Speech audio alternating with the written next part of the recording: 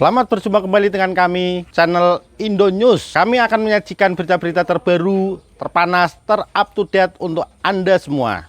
Semoga berita yang kami sajikan akan membawakan manfaat bagi kita semua. Salam NKRI harga mati. News Indo, gila. Prediksi Rizal Ramli markup proyek IKN sampai 100 triliun rupiah, gila amat, padahal rakyat lagi susah. Ekonom senior Rizal Ramli dikenal sangat vokal mengkritik pemerintahan Presiden Joko Widodo. Kendati pernah berada di kabinet, Rizal menilai pemerintahan era Jokowi melakukan hal-hal yang kurang tepat. Salah satunya soal isu perpanjangan masa jabatan Jokowi yang belakangan ramai dibahas lagi.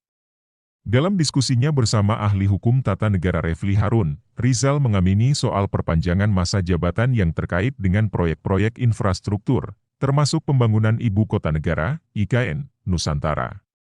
Isu-isu yang lebih spesifik seperti perpindahan Ibu Kota Negara, kemudian proyek-proyek infrastruktur, kemudian barangkali proyek-proyek COVID, dan sebagainya.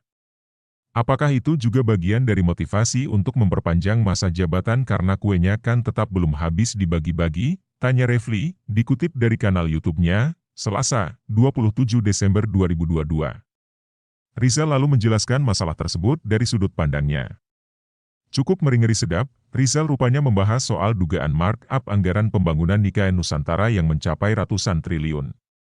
Memang untuk ibu kota baru mereka sudah anggarin buat 2 tahun yang akan datang nyaris 500 triliun rupiah. Kalau proyek infrastruktur itu minimal markup-nya kan 20%, itu aja udah 100 triliun rupiah kok, terang Rizal. Bakal jadi bancakan buat 2 tahun yang akan datang, masa mau nambah lagi? Gila amat gitu loh. Padahal rakyat kita hampir semuanya lagi susah, imbuhnya. Karena itulah mantan Menteri Koordinator Bidang Kemaritiman tersebut mendorong agar pemilihan umum dipercepat. Pasalnya pemerintahan yang membiarkan korupsi merajalela dan membiarkan masyarakat hidup dalam kesengsaraan tidak sepatutnya diperpanjang. Logika itu justru harus dibalik. Pemerintah yang nggak becus, yang membiarkan korupsi terjadi secara masif dan KKN secara masif, yang bikin rakyat hidupnya susah, itu justru harus dipercepat, tutur Rizal. Segera diselesaikan, bukan diperpanjang. Logikanya saja logika ngawur, tegasnya, lalu mencontohkan sikap kenegarawanan Presiden ketiga B.J. Habibie. Setelah Pak Harto jatuh, terpilih Pak Habibie.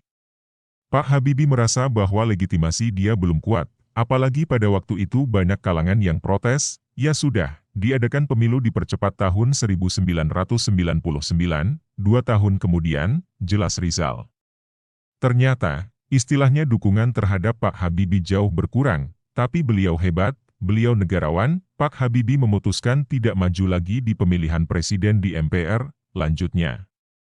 Karena itulah, kembali Rizal mendorong untuk pemilu dipercepat, apalagi di negara dengan sistem parlementer yang begitu korup dan membiarkan masyarakat hidup dalam kesengsaraan. Rifan Aditya Elfariza Opita. Rabu, 28 Desember 2022 pukul 7.27 WIB.